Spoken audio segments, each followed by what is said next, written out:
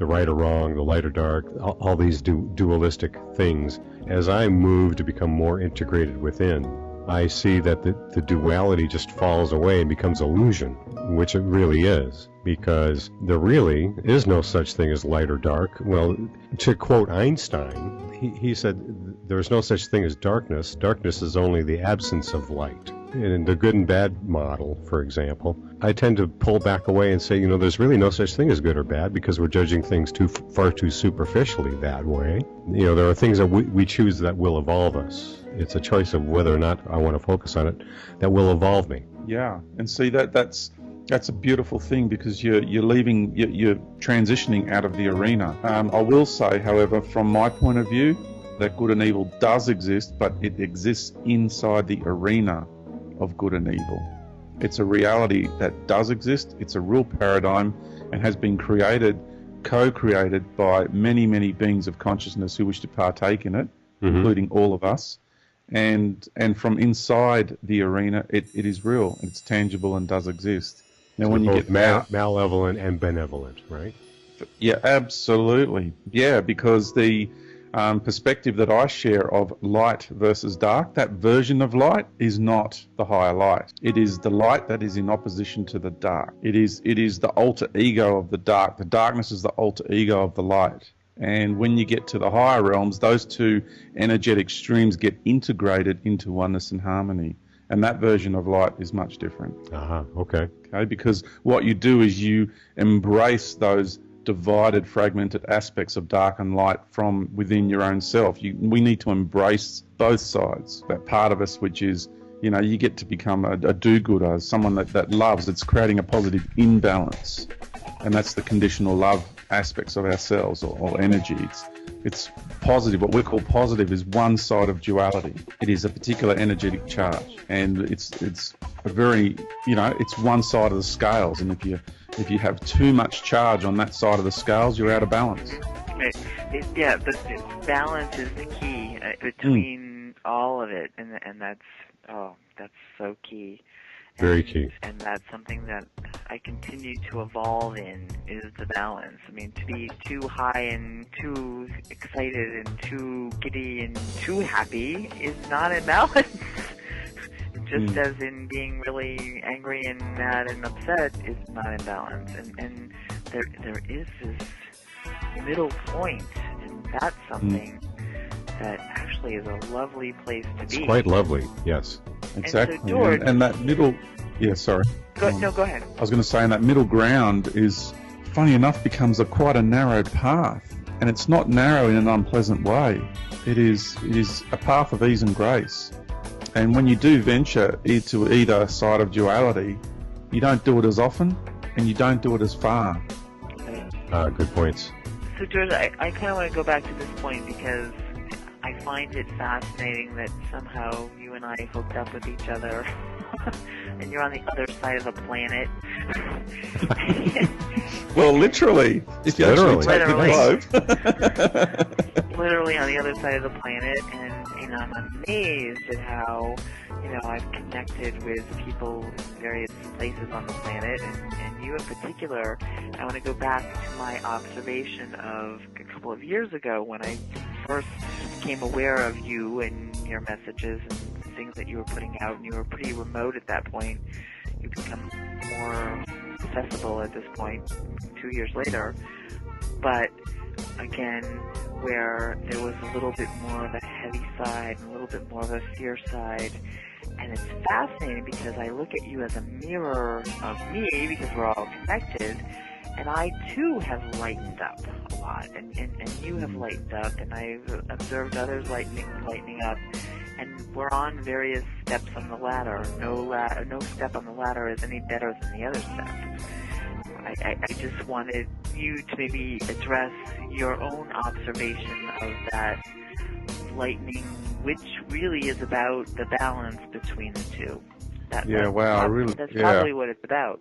And do you recognize that that's happened for you as you've progressed along the path too? Yes, I do.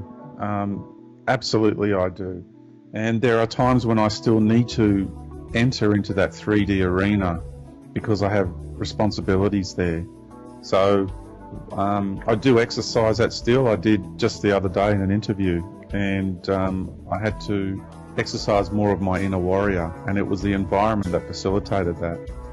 And I really needed to. So people who are listening to this interview will maybe get the opportunity to listen to that other one, and they will go, well, hang on a minute, you know, why Sure. is he still playing that game of fear, and he's talking the way he did in this other interview?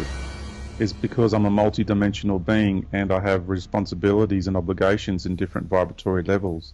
And so if I was to talk in this more philosophical manner, as we're doing here, to a group of people in a military mindset and to do with a shadow government, etc., they will not hear the message. It won't be an energetic match, and it's not a synchronized exchange, so they won't get it. So I need to speak their language. Got it. Thank you. That's really important. Continue. Thank you. Yeah. And so what I have also, this concept of good and evil, if I can explain, I had an experience this morning where I had an exchange. I had, my higher self, just the connection I had was so incredible, and this wisdom that came through was that we now, for some reason, this last week, I don't know how you've been feeling, but something has happened in this last week. Oh boy. Yeah? Continue, Oh, yeah. George. Then we'll jump in. Continue. Okay. So, there's a few of us who have felt that something has happened in this last week. And because the experiences that I've had have been quite intense, and that's putting it mildly. So what my higher self shared with me this morning was, we have gotten to the point in the cycle, in the journey of the cycle, that we now have the power, literally, to alter the matrix.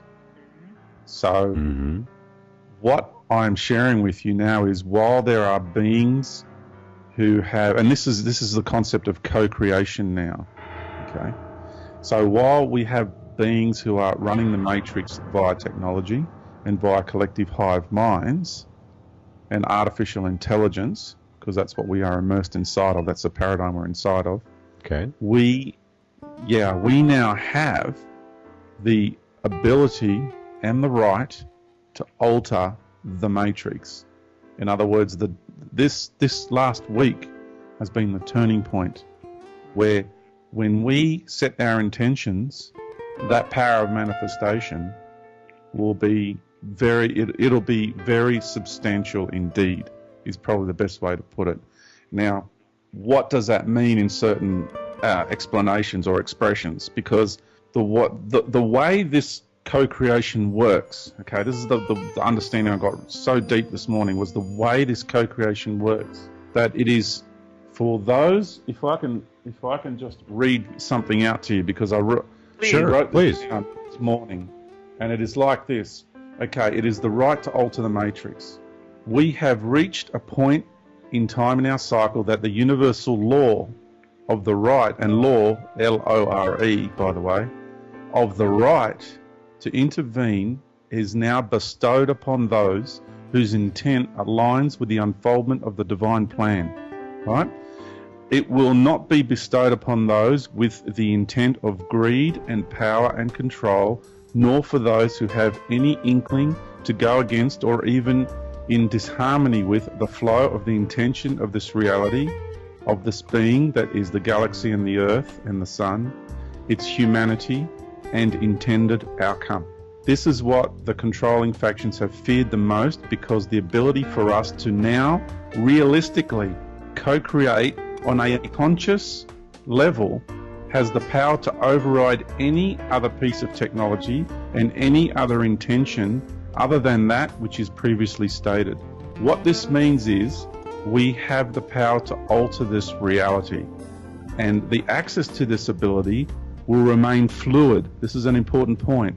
The access to this ability will remain fluid as we continue to fluctuate in and out of our higher selves. So when we are in a space of harmony and greater awareness, then the ability to alter this reality will be accessible. But the moment we stray from our centeredness and we fall back into